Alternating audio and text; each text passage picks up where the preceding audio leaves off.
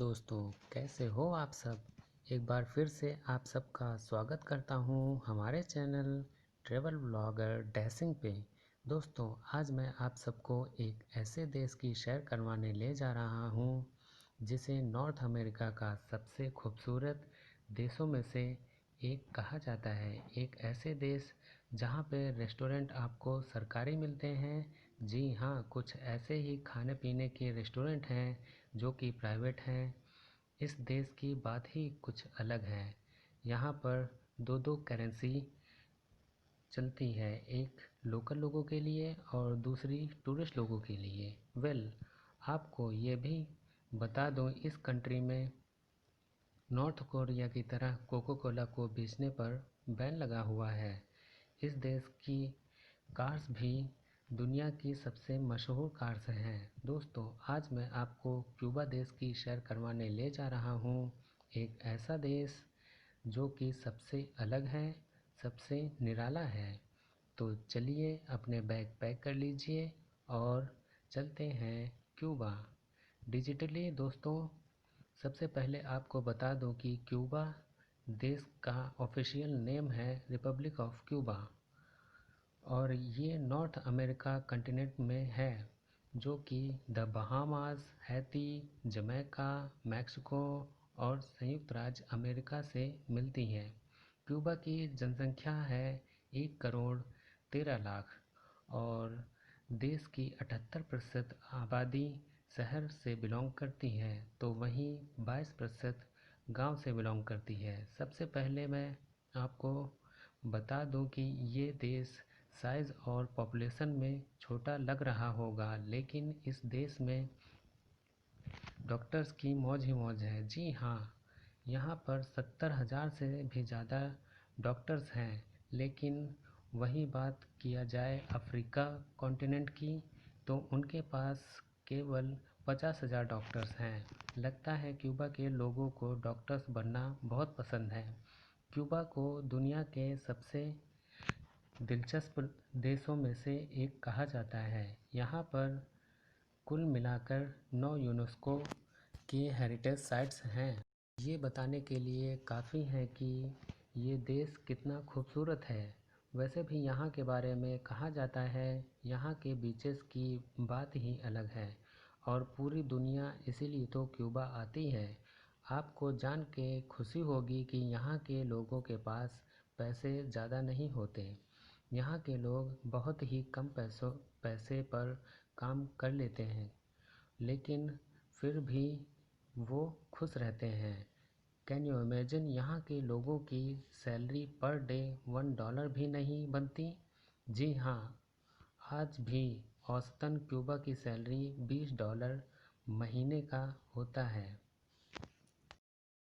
But यहाँ के लोग आपको फील नहीं होने देंगे यहाँ पर गरीबी है। फ्रेंड्स, ये फैक्ट्स सबसे अलग है, सबसे अजीब कि क्यूबा एक ऐसा देश है जहाँ पर आप जिस भी रेस्टोरेंट में जाएंगे तो 99% रेस्टोरेंट्स तो सरकारी हैं। जी हाँ, यहाँ प्राइवेट लोगों के लिए सरकार ने कुछ काम धंधा छोड़ा ही नहीं है।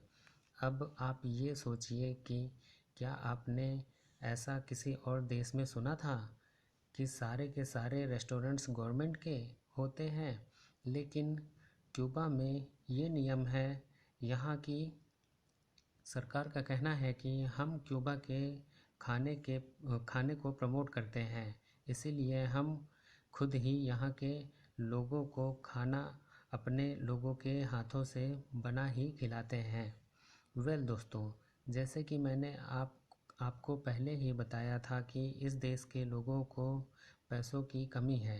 ऐसे में सबसे चौंकाने वाली बात यह है कि क्यूबा देश में एक भी ऐसा घर नहीं मिलेगा जहाँ पर अकाउंट हैंडल करने वाले बुक आपको ना मिले।